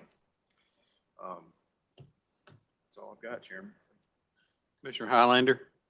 Thank you, Chairman. I'm looking forward to Ooltewah High School Thursday evening and Central High School Friday evening. But also Monday, I'm going to be giving a couple of awards at Snow Hill Elementary, where my granddaughter will be promoting from elementary to middle school, which makes me want to cry. And she made the dance team at Hunter Middle School as a sixth grader, which I'm very proud of. And my eighth grade grandson will be graduating from Hunter Middle and promoting to Ooltewah High School. So I'm looking forward to watching him wrestle for the Owls next year. But thank you again, Mayor. I just want to thank you for for the work on the unincorporated roads group, and it's very important to our community, and I think for the city too. We're sending a lot of people out of Snow Hill Road, Hunter Road, Mountain View, that are able to come and go downtown and get to the interstate. It means a lot. Thank you. Commissioner Graham? Thank you, Mr. Chairman. I got a wedding to pay for next spring, so that makes me cry. I want to congratulate Lookout Valley High School. It's a small class, but it's still graduated, and I will say at 100% graduation rate, 100% this year. So that was a very big task for them. And we did that right after Red Bank the other night. So congratulations to Lookout Valley High School, Middle and High School. This Saturday be Howard. That is by far the most fun I've ever had at a graduation. Howard is so excited and so into their accomplishments for what their children have done to the parents and their aunties and grandparents. And it will be an extravagant graduation that I actually look very forward to it every year. I really, I'm thankful that's in my district. So I'm thankful that that's a high school that I get to represent. Today, we did something that's bittersweet, and I know we'll talk about it more later, but Reuben Taylor, you have been a gentleman, an outstanding steward of the county. You represented the county as an attorney for well over 30 years, but a lot of people forget that you were a county commissioner that started and formed this form of government that we have now. Went all the way to the Supreme Court, if I'm not mistaken. So you are a gentleman and a wonderful community leader, and you are a wonderful man. I'm proud to call you my friend. So it's bittersweet. So ending your career, I hope on a high note. I want to thank you for all your service. I want to thank you for your friendship to me and to my family. You've been very, very good to us, and I hope it's been reciprocated. And I look forward to seeing what's ahead for you in the future. I mean, you're still a young man, so I hope there's a lot. Maybe you'll just sit around and sip Mai Tais on the beach somewhere. I don't know, but I hope that the next adventure in your life is fulfilling for you, and I really look forward to seeing that. Janie, welcome. I know you've got very big shoes to fill, and I know you're up for the task, but and I know this has been hard on everybody, but we're all here, and we're all here to support you, and so today is a glorious day for you, but it's bittersweet for Reuben. So thank you to both of you. Thank you, Mr. Chairman. Commissioner Mackey, something to add? Thank you, Chair. Chair, when you see a man whose kid is making progress, and it chokes us up. And even though this commissioner's daughter's graduate, I want to give him a chance. I want to ask him, and I know it's kind of invasive to do so, but what might be her plans for next fall? She is going to enter the nursing program at Chattanooga State because it's free to every child in Tennessee, and then go do her BSN at UTC. Commissioner, let me tell you, Chattanooga State, in those health-related fields, they are passing their boards at 98+%. So she's made a great choice. I hear they have wonderful history teachers too. As one of your former students. Thank you. Commissioner Beck? Just one more thing to add to that, those tears of joy. Wait till she gets married. Wait till she bring the guy home. Oh, my God. That's going to be her husband, and you see, you'll be crying all night long. Thank you, Mr. Chairman. Hey, Attorney Taylor? Just to say thank you to Commissioner Graham for those comments, and to wish the very best to Attorney Barnett. Thanks. No announcements otherwise. All right, Mayor Want? Congrats to you dads up there. Over the last couple of years, we've had a few disagreements, all of us, but there are a lot of good fathers up at this dais, and just about every last one of you I've interacted with on some level, knowing some of your kids or seeing you all as dads. And that's certainly the most important work we do. Want to make a brief mention of a naming approval that the school board made. I think out in the future, we'll all have an opportunity to formally celebrate and reflect on the fact that this Downtown Future Ready Center is going to bear the name Franklin Roberts, honoring John P. Franklin, who's a real trailblazer, iconic leader in the history of the city of Chattanooga, and Dalton Roberts, maybe the most prominent name that Dalton Roberts, prominent place that Dalton Roberts' name will be permanently fixed. And I think it's appropriate that these two giants of city and county government, both of whom were educators, notably Dalton Roberts graduated from Kirkman Technical School only to find out through the process of career and technical education that he loved to learn, and became both a college educated and master's educated person, and then really forged modern Hamilton County government.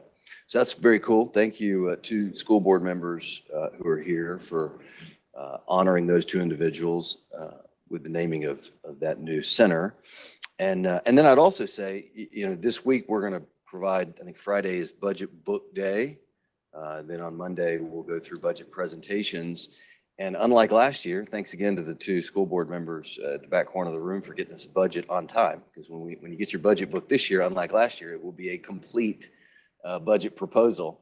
Last year, we veered into unprecedented territory that we didn't really want to return to, because you just got a general government side budget. This will be the whole thing, as long as Lee and everybody's able to get back to work at a reasonable time today and get them all printed and put together.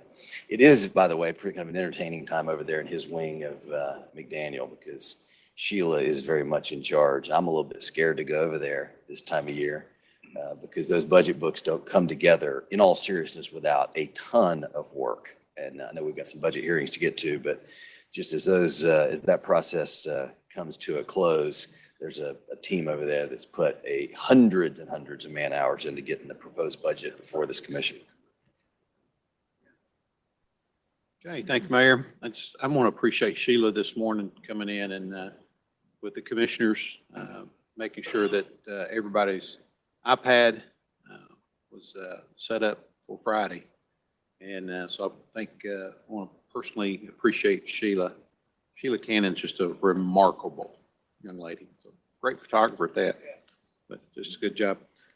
Next, we talked about high school graduations. This is high school graduation week, so wish all of our high school graduates good luck and success. I know we have Ooltewah and Central Thursday and Friday night, so Commissioner Howner, we're going to be busy those 2 nights for those graduations. Ken Smith, congratulations. Welcome back. Grandpa, Papa. He's going to cry into 12 years. So welcome back. We missed you last week. Law Enforcement Memorial is this Friday at 10 a.m. Down on Market Street. So would ask, it's a pretty special event. I was actually in it one time with the horses, with the Mounted Horse Patrol, and it's a very touching event. So would ask general public to please join in this board. If you have the opportunity, please come by. It's a very memorable event. So, Sheriff, thank you for continuing and helping the support of that process. So thank you for that. Okay, so it happened last year, had to move it inside. And so, Mr. Taylor, you're a gentleman and a scholar. I really, really, really appreciated before I was elected. And then after I was elected, the support that you've given me. You helped me transition into the chair role. You've told me where I've messed up. And you've told me a few times. So I do appreciate that. But your honesty, your integrity, I really appreciate how you've supported me before and after this current role. So thank you, and I wish you well. Just let me know what time. Bear Trace, and I'll meet you there. Sherry, let's give him a stand up applause. Yeah. Job well done, Logan. Very good.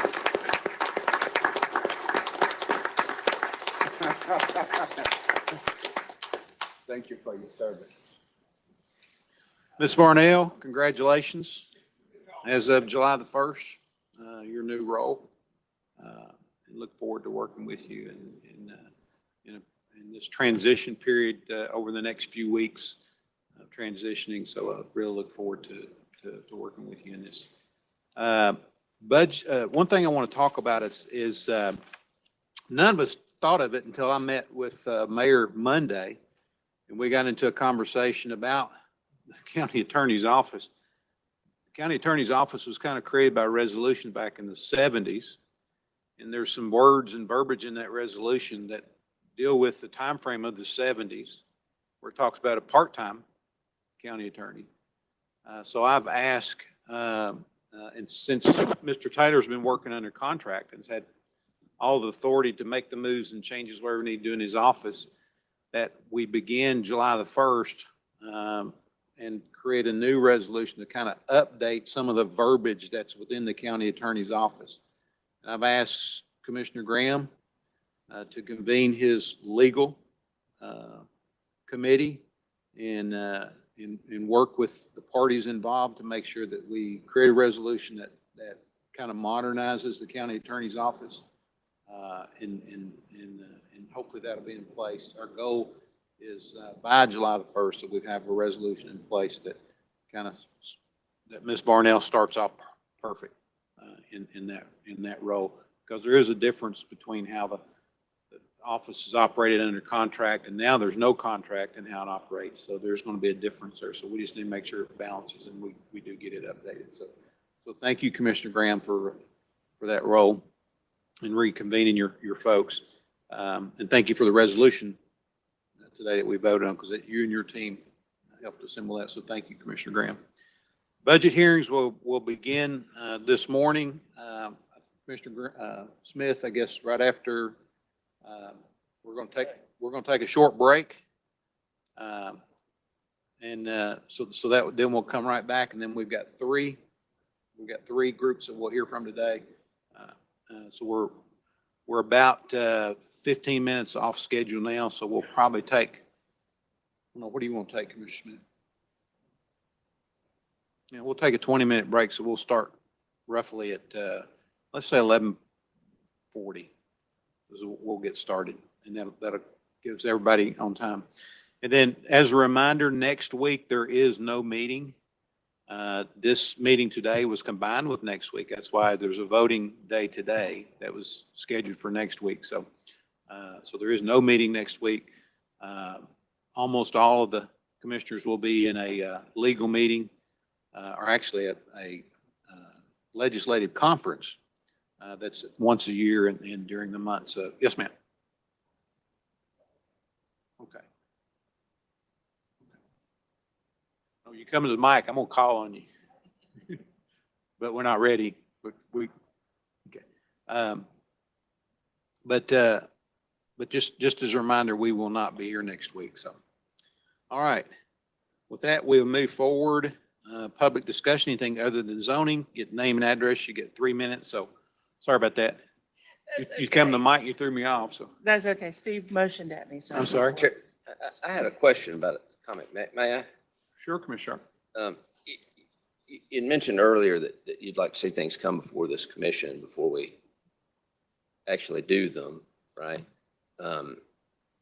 With regard to, and maybe this is something Commissioner Graham is working on, but with regard to doing things differently in the attorney's office, or what have you, I noticed that there's a job posting for a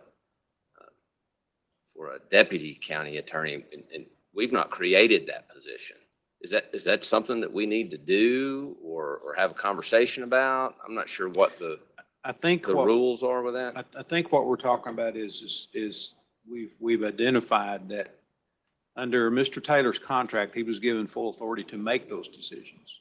And under the resolution that created the attorney's office, it had to come through the commission in order for that to happen. So what I've asked Commissioner Graham to do is to get that updated so that we make sure that we're making the right moves and doing it at the right time. So, okay, thank you, Chairman. I think there was some confusion on it, and that's okay. We'll get through it.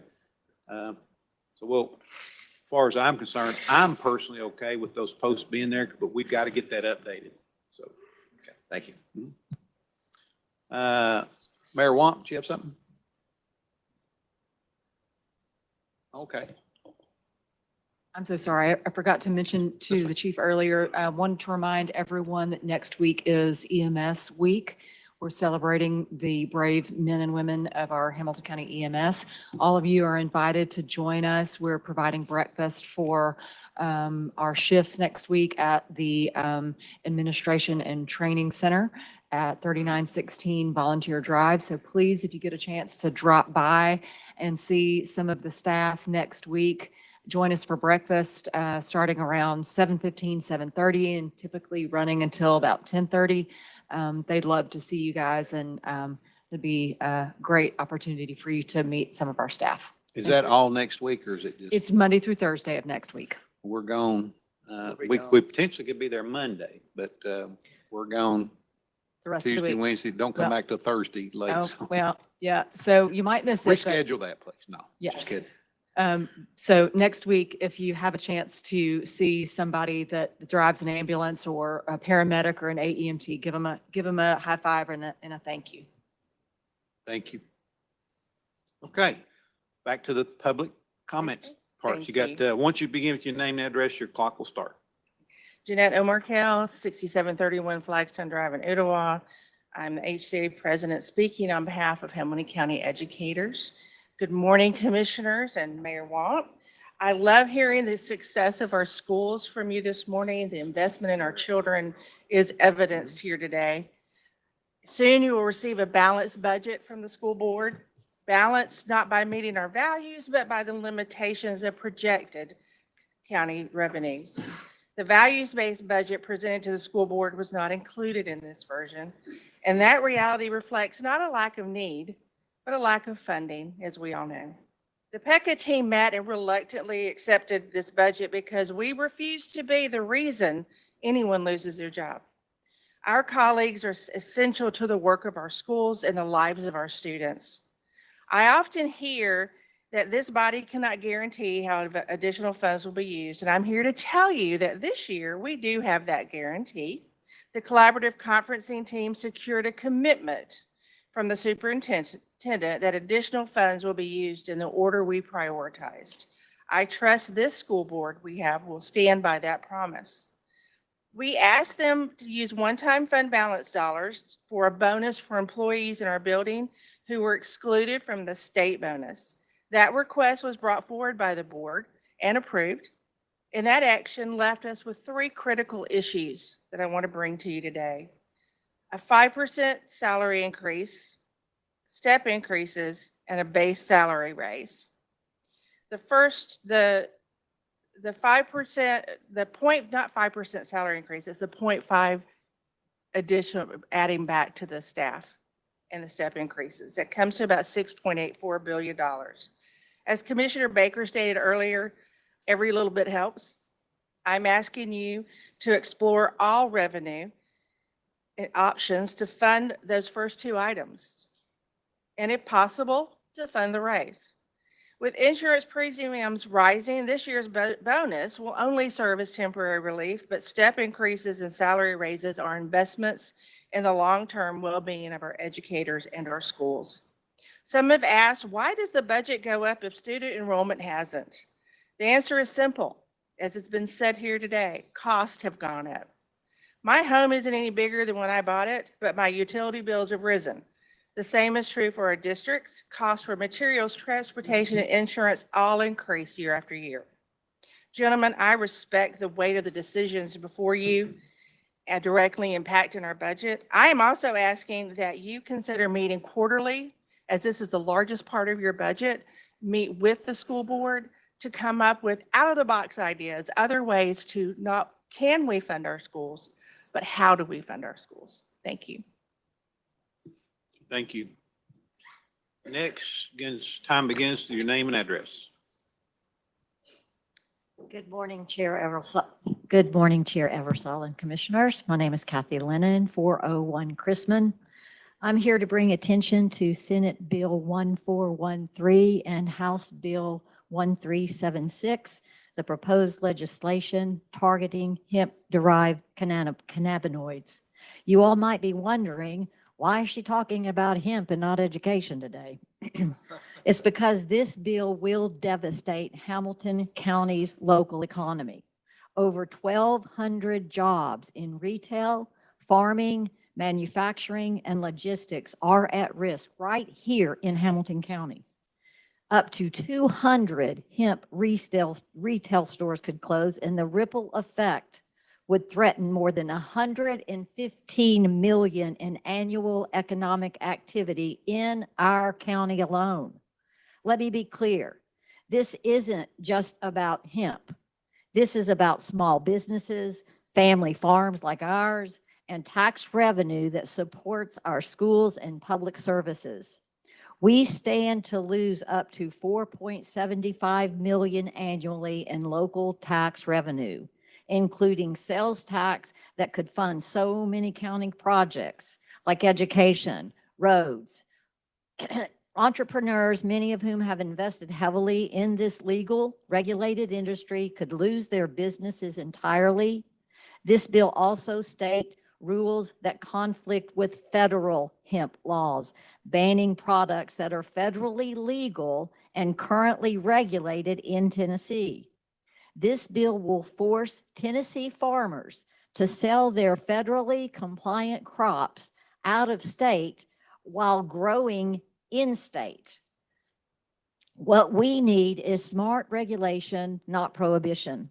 We support age restrictions and safety standards, but banning products will only push sales underground or out of Tennessee, eliminating oversight, tax revenue, and public safety precautions. Hamilton County has a thriving legal hemp industry.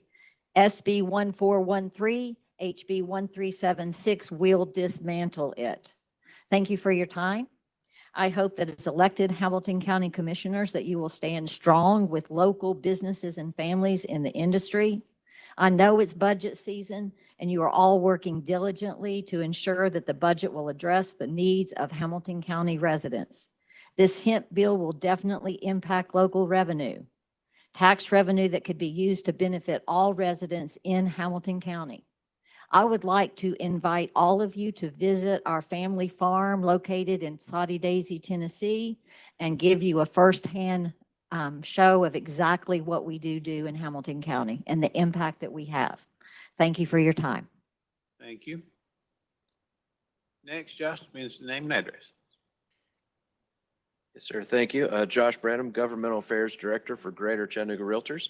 I have hot off the presses, we got April housing stats for you all. And speaking of the meeting that Commissioner Baker mentioned earlier, I did reach out to our National Association of Realtors. Our chief economist was able to put together a slideshow on Hamilton County. They really drilled down into our area to find that data. So I'll have that for you all in a couple weeks. But also too, want to mention, I've got the data, so I'll just hand that to you. A couple of things. Our friends at the city have mentioned this before, but we are opening our placemaking grant applications up. That will be active from June 1st until July 31st. I believe our friends at the city can see that grant funding is hard to come by here as of late. So this is a $25,000 placemaking program that is available. And if you would like more information, I can help you with that. Also too, we sent out a reminder about Red, White, and Thank You. Wanted to get that on your calendar. You'll be getting an invitation, but that'll be July 10th, where you can come and visit our realtor members. And there were a lot of mentions about graduations today. One that wasn't mentioned from the dais, but I know a number of you participated in, was the Hamilton County Recovery Court. That is a really, really great program. I myself am privileged to work with a group, Celebrate Recovery. It's a religious-based recovery program with a wonderful group of people. And so thank you for what you all do with that.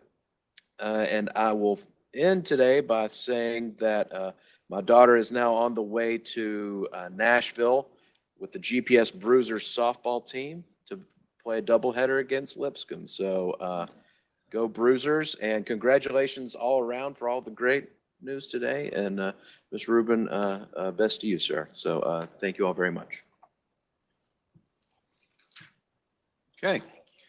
See no one else standing. If no other business, we'll be in recess till May the 30th at 9:30 a.m. The budget times will begin at 11:45.